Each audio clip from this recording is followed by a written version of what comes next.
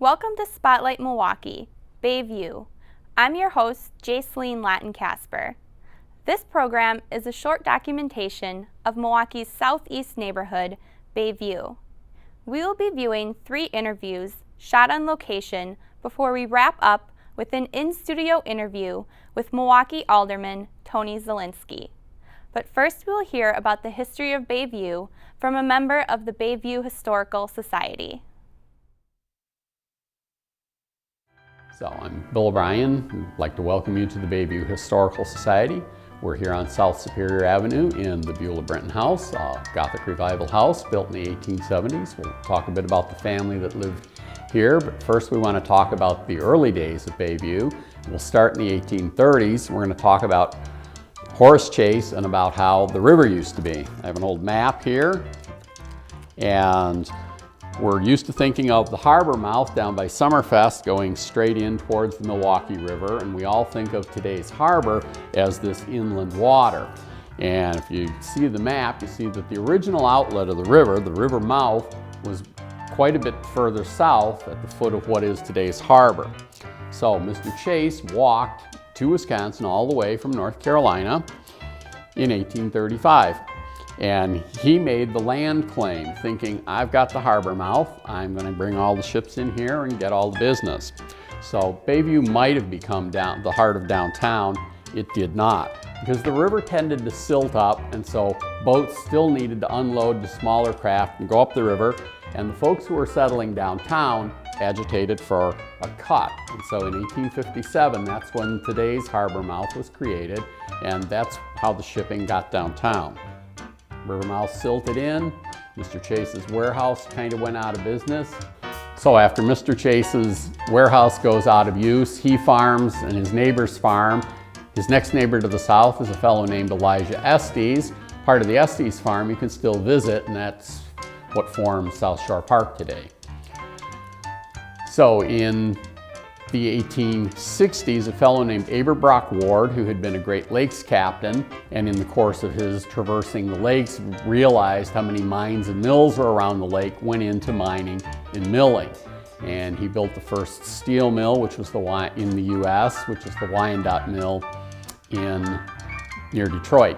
And in 1868, he organized the Milwaukee Iron Company and began building the Iron Company plant down about where the Coast Guard station is today. And it's the building of the iron mill that really makes Bayview grow all through the 1860s and on. So in 1868, the mill begins. The company built the houses that we call puddlers' cottages. The mill grew and grew, and at one time was the largest producer of train rails in the United States. Early in the 20th century, the mill becomes part of the first billion-dollar corporation, the U.S. Steel conglomerate. And it's an older mill that is outmoded when U.S. Steel builds the great mills at Gary, and it becomes sort of a reworking mill. By the 1920s, it closes, and the site gets cleared. And nowadays, if you're right there at the foot of the Hone Bridge to drive north to downtown, you're just passing the site of the old mill. So Bayview had enough of a heyday that it was an independent community. From 1879 to 1887, it was a separate municipality. And realizing that as the town had grown, they needed to provide some more services, and upon consideration, the community was annexed and became another ward of Milwaukee in 1887. So it's a place that has got sort of an industrial belt. Even though the big steel mill is gone, we still have a lot of metal industries here, and it's probably better known these days as somewhere to recreate, great access to the lakefront, and more people know the neighborhood for the great new restaurants and bars that are opening. So KK, the 20 years ago, was kind of a sleepy spot, sort of another hot spot. And the old bumper stickers you used to see around the neighborhood that Bayview was Milwaukee's other east side, and really has come to fruition. So to talk a little bit about this house, this is the Beulah Brenton house. We call it for Mrs. Brenton, though she had a husband named Warren. To touch on Warren, he was born in New England in 1825. And he worked in mines and mills around the U.S. And so he'd worked in the Midwest, When he and Beulah were married, they had traveled to Missouri, and they lived in Missouri during the Civil War. An episode that she would later represent in one of her books. And Beulah was an interesting, busy woman who we'll talk a bit more about. Warren worked at the Wyandotte Mill in Detroit that I had mentioned earlier, and he came here to work in the mill and worked here for quite a long time. He was the weighmaster, the paymaster, and the timekeeper. And as one of the supervisors in the mill, I think he was paid a little bit better, and he built this nice house. It's a two-story wooden house built in 1871, and when they built the house, they bought both lots. So we have the side yard that has always been opened, and so when there was the tennis craze in the 1880s, Beulah set up a tennis court, and stories are told that during the summer she'd open the parlor windows and would play the piano so that people could dance out on the lawn. And the bookcases behind me represent one of her other efforts. She started a lending library here in the house. And she wanted people to be able to have books, so she'd teach children to read, they could take books home. When the collection was outgrowing her house, she managed to convince the mill superintendent to take it there. And so there was a library room in the mill so that the guys going to and from work could pick the books up and get them home. When it got to be too much for the mill, the collection was offered to the city library. And the city library downtown, Central, was willing to take all of the unique books, but they thought that the duplicate books should go into a branch library. And so that branch library was set up at the Dover Street School. That collection later became the core of the Llewellyn collection for the old library on Russell Street, which is the forerunner to our branch library today. So the branch library on Kinnickinnick is a descendant of the collection from here in the parlor and looks back to the first branch library in the city. Some obvious ways that Bayview is different today than it was even a decade ago is that Kinnickinnick is a much livelier place. All the new restaurants and the places, I mean, some new stores is a big difference. It's a little harder to park than it was. A lot more offerings on food. A lot of older businesses remain, and so, I mean, there are some old stores. It's always interesting to hear from some of our older members who've grown up and lived all their lives here. So not only living here even when the mill was still existing, though closed, but particularly before the Hone Bridge was built, that there was really a more coherent sense of the neighborhood. So, I mean, a couple of our members tell about, I mean, getting their shoes and their school supplies and everything at stores on Kinnickinnick, which we don't normally think. I mean, now we think of going to Kinnickinnick for a nice meal. So I think that the opening of the new restaurants and the bars has really brought attention to Bayview, and I think a lot more people come and travel. I do know, I mean, some people are gravitating, moving here, but this is also a neighborhood that I think 25 and 30 years ago had undergone something of a transition where families lived here for several generations, and then I think people moved away, and then a lot of people sort of after a time away or a generation away came back. So I mean, I know some people are either, you know, they're living in grandma's house and, you know, or they're living down the street from where they grew up after years and years away. So I think there's a great mix, and I mean, one of the ways you can also see that during the summer when we have the South Shore Farmers Market, I mean, people are from far and near come here. There's sort of, I guess there's almost like different audiences, so that there's KK and the nightlife is probably one audience. There are the people who are, you know, going to school here. There are a lot of churches in the neighborhood. There's the yacht club and a lot of people for whom the waterfront's a concentration. So I think there's sort of something that it will appeal to people, you know, whatever stage in their life, and I think everyone seems to get along pretty well. I do know, I made the joke about traffic, and I do know there are some parts of the street where people are not happy that some of the bars are open later than they used to be. You can visit the Historical Society website at www.bayviewhistoricalsociety.org to find out more information about events held at the Beulah Brenton House as well as around Bayview. Our next interview is with the owner of the bar, The Stone, on South Howell Avenue in Bayview, which has been open since 1997 and has seen a transformation in the neighborhood over the last decade.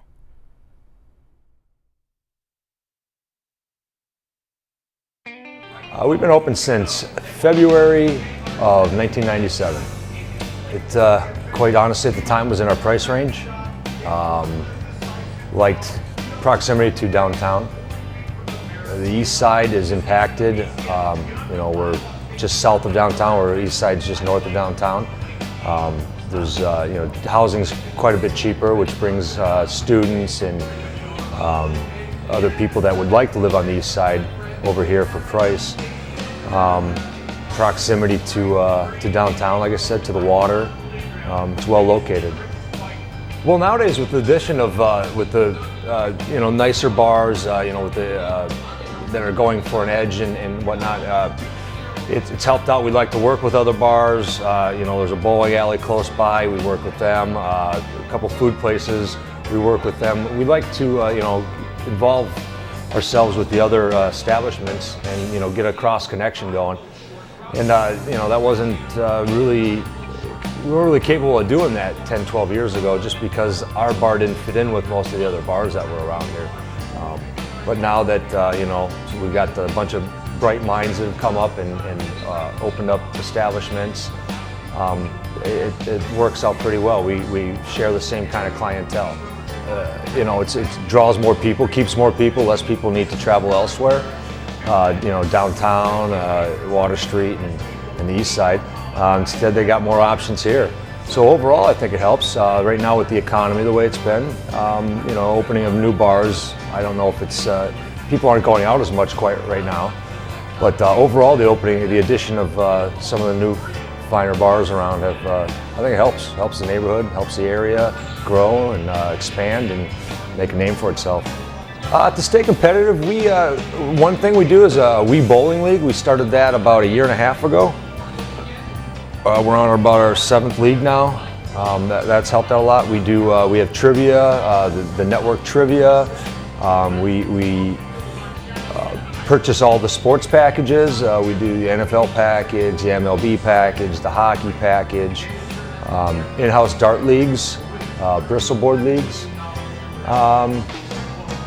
Bring on some new beers and then try to cater what the people are coming in here, get them in here more often. We do a happy hour Monday through Friday, which is run from I think 4 till 7, $1 off all our drafts. We have a nightly at least one nightly special every night. Fridays is $3 bombs. Talls for smalls on Tuesdays. We feature a rehorse night on Thursdays. Irish night on Mondays, which is discounted Guinness, Powers, Beamish, and other things. Well, I think our bar is kind of like a pub in the tradition of a pub sense. We may not have a lot of Irish flair and whatnot, but we definitely cater to a small, intimate type of crowd. The bartenders know your name after a visit or two. Very friendly. We care for good, lively conversation. Someplace you can come hang out and get to know people and not have to worry about some of the things that come with going to bars, that you're going to deal with some people that maybe you don't want to deal with or don't want to listen to it. We kind of weed those out with certain things that we do, and just try to keep it comfortable and social, and that's the key. Keep it. We're not a big place, but we like to keep the crowd tight. We started our expanded beer selection, going above and beyond the domestics, nothing against them, but we wanted to attract a better clientele, some people with better tastes. So we started probably expanding and going into the micros and imports a good 10 years ago started, and then by 8 years ago we had a full selection of micros and imports. Basically, we took most of the domestics off the draft lines, and we filled them with a rotating selection of IPAs and porters and stouts, and anything that's good that'll sell. We rotate it a lot to keep it fresh. That seems to be the key. People like to see the new stuff, and you only got a certain amount of draft lines at any one time. So rotating those out seems to be pretty successful for us. But yeah, I think we were probably the first bar in Bayview to start that. Back when we opened and 10 years ago, there really wasn't a lot of sophisticated bars, mostly corner bars and you know, what you call corner bars basically. So we tried to expand that and get into a different area of business. Our next interview is with Andy Schilling, a bartender at Honey Pie, a new restaurant on Kinnickinnic Avenue, and known best for its Saturday and Sunday brunch.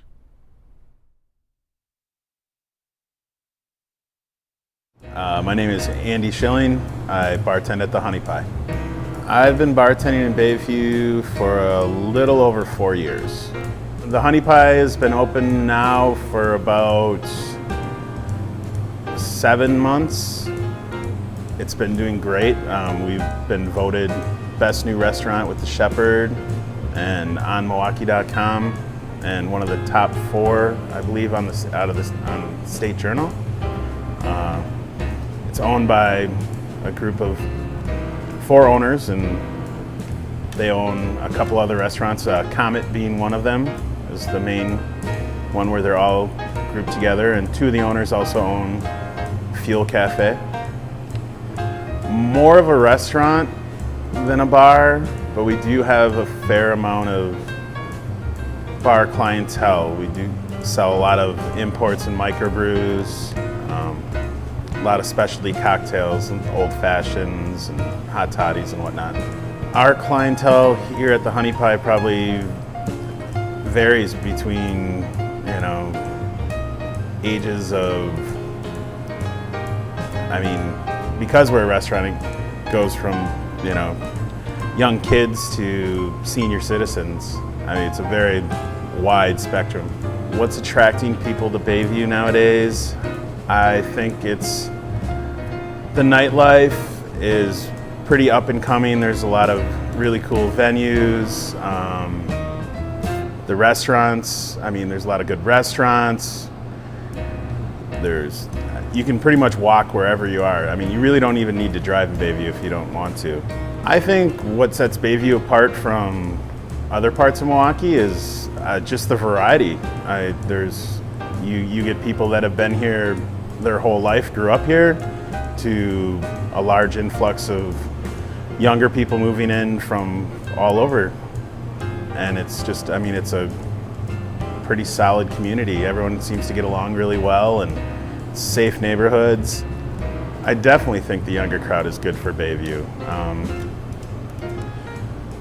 Because it seems like a lot of them are here to stay for a while. I mean, you're gonna have a generational turnover no matter where you live. And it's a nice influx of young families and young people moving here. So I think it's a really good thing. I think we've been able to stay busy just because there really isn't any other restaurant like Honey Pie. It's, you know, basically like Adam says, who's one of the owners, it's cooking that your mom would make, but you can go out and get it. You know, it's pretty amazing. Everything's made from scratch, fresh pies every day, bakery. I mean, it's just really good home cooking. That concludes our field interviews, and we are now joined in the studio by Milwaukee Alderman Tony Zielinski. Welcome. Thank you very much for having me. Sure. We'll just take a quick moment and have you start off by telling us about your role in the Bayview community. Well, I'm the Alderman of the 14th District, which includes Bayview, and basically my job duties are quite wide and varied. I represent my constituents on the Common Council, so if there's a city service that my constituents need help with, such as snow plowing, those child's feelings, that child's experience, lighting, those basic essential services, fire, police, I help them with that. I also am very involved with economic development. We've gotten a tax incremental finance district created for the whole plaza development to help that get started. Recently I got a business improvement district created for Kinnickinnic Avenue. And lastly, I vote on issues that pertain to the whole city. All right. And why do you think Bayview has become one of the more popular neighborhoods in Milwaukee? Well, I think geography helps us significantly in Bayview. We obviously, you can tell by our name, Bay, we're right on Lake Michigan. We're close to downtown, easy access to downtown. And I think the architecture is, very quaint and appealing. And one of the things that my constituents strive for, and I obviously strive for, therefore, is to preserve the historic ambiance of the neighborhood. We like independent types of businesses. We like to refurbish old homes instead of knocking them down and build, brand new modern ones. Right. And why, during a time when so many other businesses are struggling to survive, do you think that so many new businesses do well in Bayview? Because that's the place to be. Everybody knows Bayview is the hot spot, and if you're looking to go someplace in Milwaukee, that's the place to go. Absolutely. Do you think that the younger generation moving to Bayview is good for the future of the neighborhood then? Oh, it's absolutely great for the future of the neighborhood. People are much more observant of their time, and they want to live in a neighborhood where they can walk to the grocery store. For example, where I live, I can walk to the Groppe grocery store. Okay, I mean that is that's priceless. Yes. Okay, I've got I could look at Lake Michigan. We have plenty of green space in Bayview at South Shore Park, Humboldt Park. I mean, we've just got a nice, healthy mix. You can walk to shopping, restaurants, nightlife, what have you. And that's important. If you need to get downtown, cross the Home Bridge, 7 minutes, you're downtown. Absolutely. All right. And what do you see as some of the major differences between Bayview 15 years ago and today? Woo, big difference. 15 years ago, we didn't have the Outpost Health Food Store. I think Groppe's was closed about 15 years ago. We didn't have the investment or the explosion of all the wonderful businesses along KK in Bayview. So basically, I think that Bayview has really made a big turn for the better during that time period. I think 15 years ago, you had a lot more older, people living in the area. You didn't see very many young people running around. And as the older people moved on, they were replaced with younger, upwardly mobile professionals. Right. And do you see the transition that is occurring in Bayview as something that's going to be a positive thing over the next 15 years? It's going to be incredibly positive over the next 15 years. My prediction is that the transformation that took place between 15 years ago and now will be even greater 15 years from now. All right, absolutely. All right, and what are some of your favorite local businesses in the neighborhood? Favorite local businesses? Well, I shop at Groppe's all the time. Walk over there about 3-4 times a week. Best Italian sausage. Great. Best everything. I shop at the Outpost Health Food Store regularly. I love the organic and other healthy foods they have there. I eat at all the restaurants, Cafe Central, Three Brothers, Di Marini's, Cafe Lulu, Honey Pie. I mean, the list goes on and on and on. Riviera Maya. Absolutely. And we've touched on some of the neighborhood strengths. Where do you think Bayview as a community still has room to improve? Well, I think we want to get more retail businesses during the course of the day. We need to get the Avalon Theater reopened.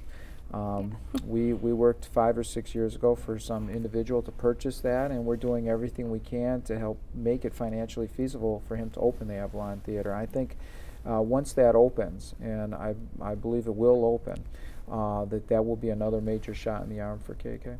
All right. And as an alderman for the neighborhood, what are some of your long-term goals for the community? Well, basically for specifically the Bayview area, I want to continue to get retail development on KK. There's a number of contacts that I've been working on and will continue to work on to make sure that we continue the momentum that we've achieved throughout the last few years. Absolutely. And the other thing I want to add, though, is that we've got a lot of people that live in Bayview that are socially conscious, and we really want to be at the forefront of the renewable energy movement. For example, the apartment building that will be completed sometime this summer will have the highest concentration of renewable energy and solar power of any apartment building in the entire state of Wisconsin. And we specifically, talked to the developers about that, how we wanted them to incorporate those renewable features, so that development would fit in with Bayview. And they did, and the neighborhood responded very positively. But we've got a number of such renewable energy developments we're working on. Other than the renewable energy projects that you've just talked about, what are some other up-and-coming projects that you're working on right now for the community? Well, as I mentioned, we just got a business improvement district started that I've been working on for the last year, and we'll be having our first official meeting sometime in the next month or so.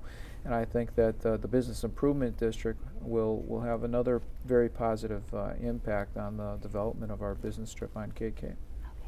Awesome. And which of those are you most excited about? Oh wow, it's tough to choose. Let's see here. Renewable energy is incredibly exciting. Solar power, retail development. I can't pick. There's too many great things to choose from. Oh, absolutely. Well, thank you so much for being with us here today, and thank you so much for your time. Thank you for allowing me the opportunity to share a little bit about Bayview with people. Absolutely. This concludes our program, Spotlight Milwaukee. Thank you for joining us.